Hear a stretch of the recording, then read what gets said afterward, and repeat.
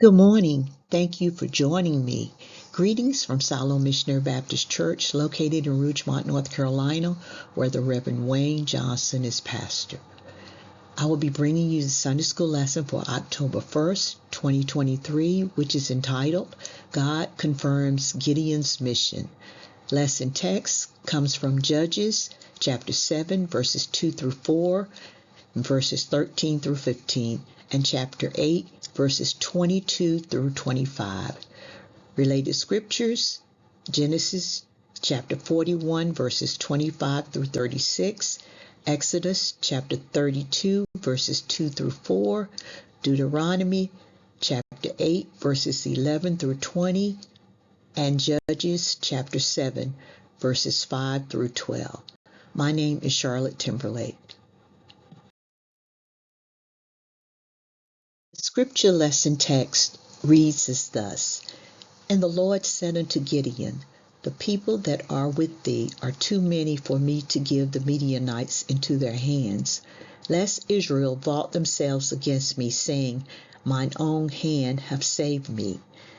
Now therefore go to proclaim in the ears of the people, saying, Whosoever is fearful and afraid, let him return and depart early from Mount Gilead. And there returned of the people 22,000, and there remained 10,000. And the Lord said unto Gideon, The people are yet too many. Bring them down unto the water, and I will try them for thee there. And it shall be that of whom I say unto thee, This shall go with thee, the same shall go with thee.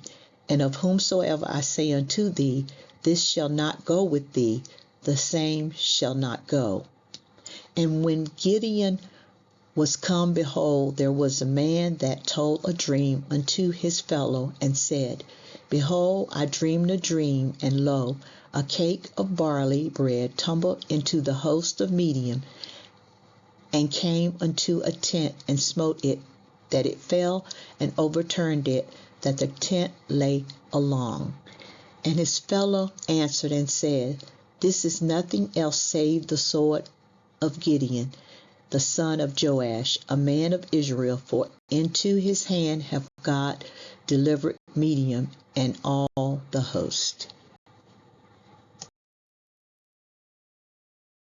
And it was so, when Gideon heard the telling of the dream and the interpretation thereof, that he worshipped and returned into the host of Israel, and said, Arise, for the Lord hath delivered into your hands the host of Midian.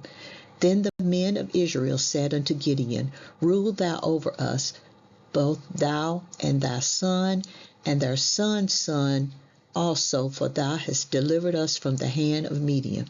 And Gideon said unto them, I will not rule over you, neither shall my son rule over you, the Lord shall rule over you.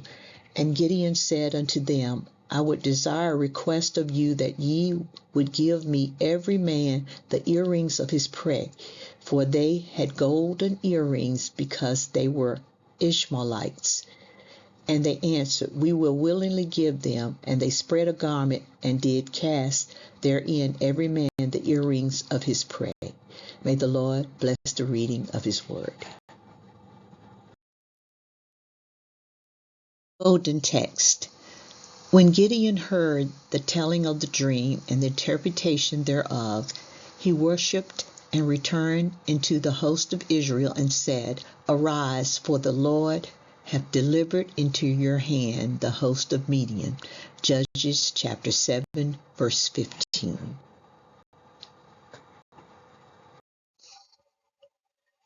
Today's lesson aim.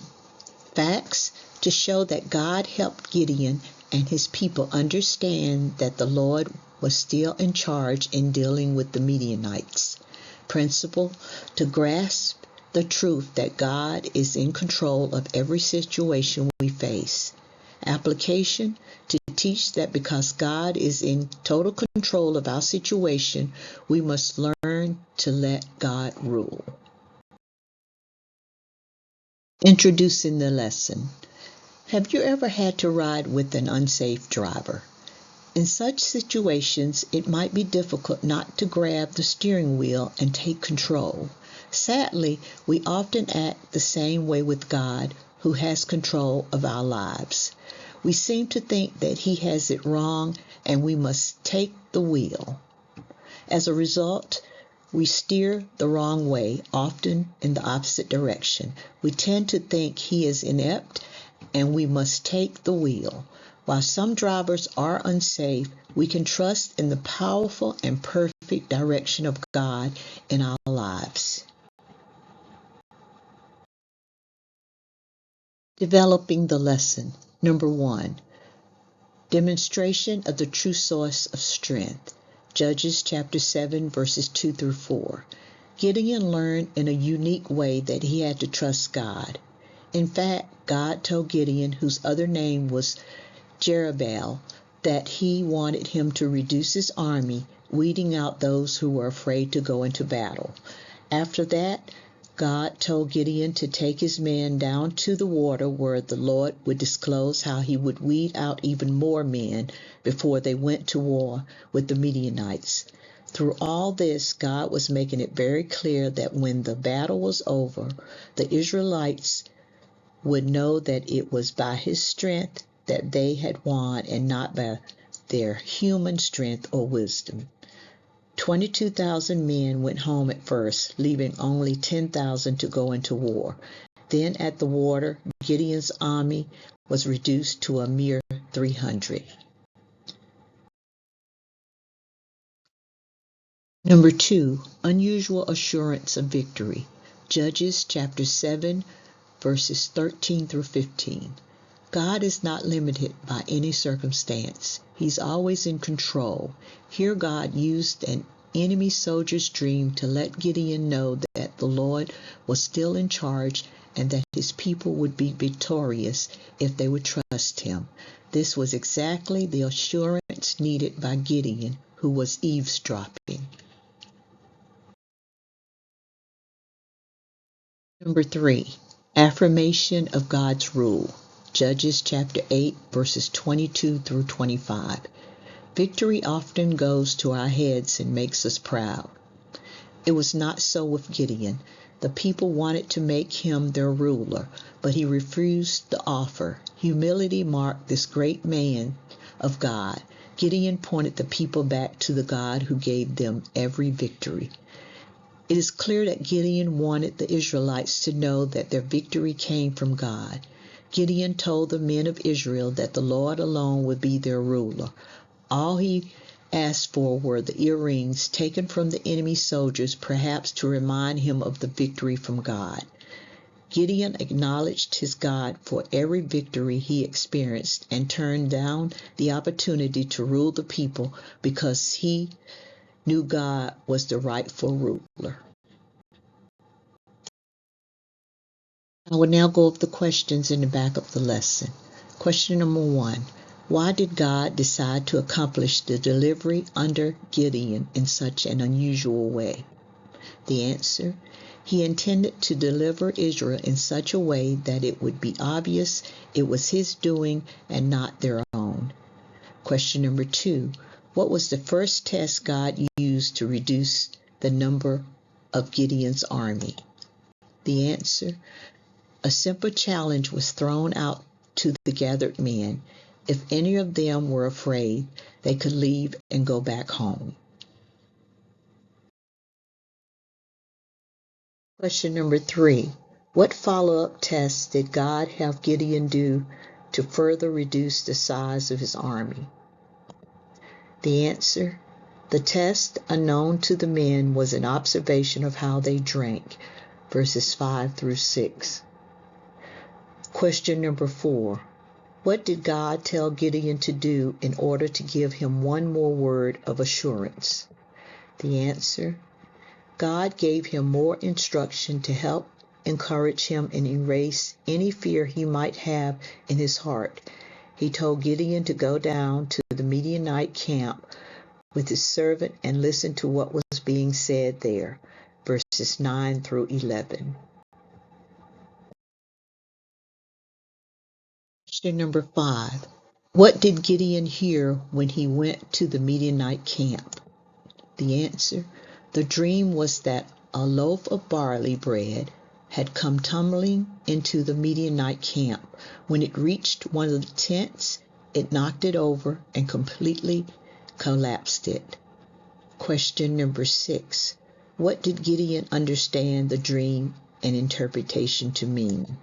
The answer, his statement was that the dream indicated the sword of Gideon was about to defeat the Midianites and turn them over to his hand. The dream spelled defeat. Question number 7. How do we see the sovereignty of God in this situation? The answer, once again, we see that the sovereign God was in control of this situation. His timing was perfect in that Gideon arrived just as the Midianite was telling his dream. Question number 8. What was Gideon's initial response after getting this message of reassurance from God?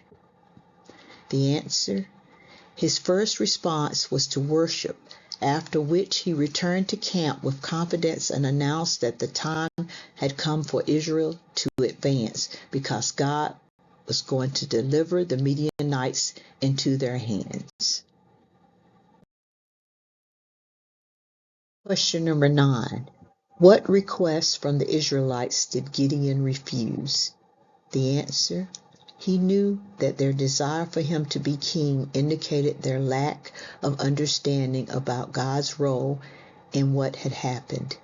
He refused their offer. Chapter 8, verse 23. And question number 10. What did Gideon do that brought harm to himself and Israel? The answer, he took the gold and made an ephod, which later was used in idol worship. Verse 27. Here are the practical points from the lesson. Number 1. God's plans are designed to bring him, not his servants, glory. Judges chapter 7, verse 2. Number 2.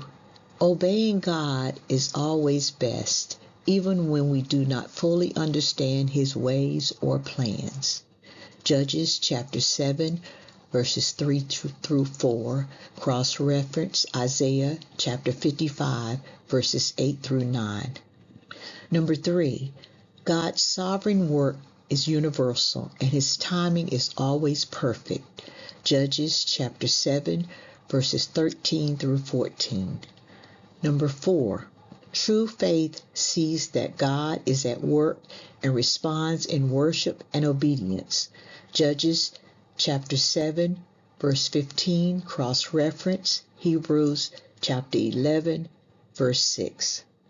Number 5, wise is the person who knows when to say no. Judges chapter 8, verses 22 through 23. And number 6, true gratitude finds a way to say thank you.